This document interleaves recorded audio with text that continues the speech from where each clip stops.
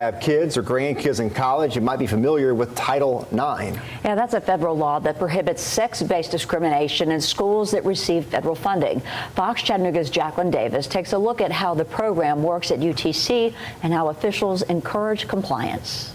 We have a clearer picture of civil rights complaints at some Tennessee universities. That's after the state's comptroller's office released a new report on Title IX. I spoke with officials at UTC about their effort to help people who file reports. The comptroller's report is broad, intentionally looking at all of the institutions and agencies. Brett Fuchs is the Director of Emergency Management, Threat Assessment, and Emergency Communications at UTC. According to that new report, UTC experienced a decrease in overall civil rights complaints. Fuchs says either way, the university continues to focus on transparency. I think ours is much more detailed, and everybody looks at these numbers differently.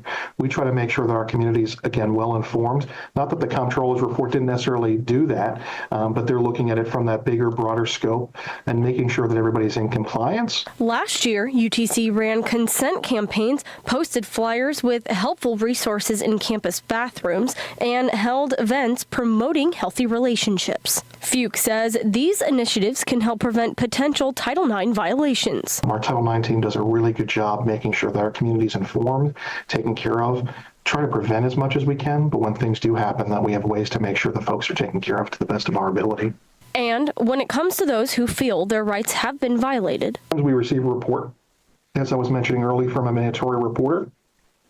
And when we reach out to the victim, they don't want to do anything. They don't want to talk about it. And that's perfectly fine, too. We still include those in our statistics, but we don't always talk to the victim if they're not ready, or they may never want to. Reporting in Chattanooga, I'm Jacqueline Davis, Fox Chattanooga.